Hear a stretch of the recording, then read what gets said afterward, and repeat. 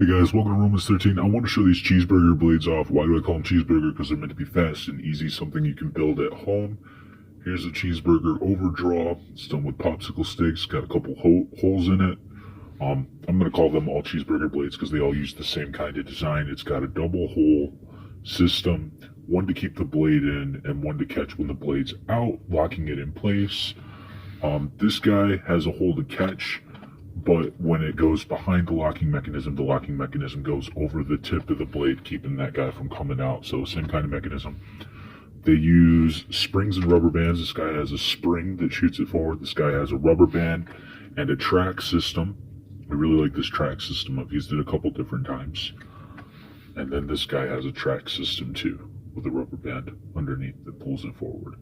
ℜ𝔬𝔞𝔫 recipe. It's just a broken piece of razor blade on plastic. This one's an actual throwing knife. So, just a couple different models that I've been playing around with, but it all copies the same concept. You got two holes and a locking mechanism that shoots it forward. Two holes and a locking mechanism that lifts up with your fingertips, allowing the blade to shoot forward.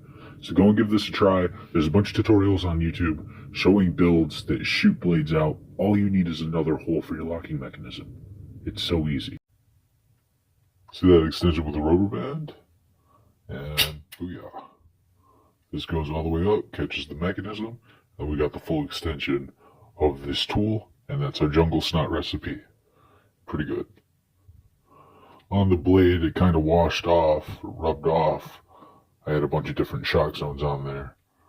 Eyes, trachea, heart, lungs, or heart, brainstem. This can get through bony structures, but this can get soft target areas like the jugular notch and the eye, so it's a good tool. Alright, same concept. I got this little tab here that I can lift up. You can do the ring string thing. You can back it up on your wrist a little bit if you want. Shoots that forward. Catches right there. That's another good one. This is the cheeseburger blade that I keep talking about. That's what all these models are, but this is the one that I'm kind of putting out there for everybody to download. So you can see this case right here, and if you look through that guy, that's our rail that allows us to extend forward. So did the same thing with our counterblade. Got this little plastic case on the other side. These two might have gone together, I can't remember.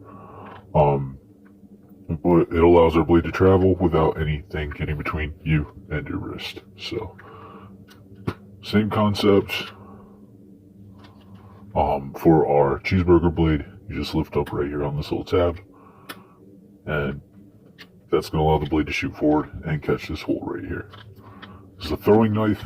I wanted this to be cheap, simple, and easy for anybody to do. This guy has just the tiniest little groove carved into it to catch the tip of our blade. It's pretty well hidden. Probably one of the stealthiest models that I have for the cheeseburger blade. Pull that up, shoots forward. Give it a little bit of a whip. There you go, catches the locking mechanism, and now it's usable as a tool. One thing I want to do is go knot to knot in an X pattern, kind of lock this guy down, and it'll take some of the sway out of it. Used to have a bracing bar, but it wasn't strong enough, so I'm probably going to reinforce that, but it is a nice little model as a defensive counter ambush tool.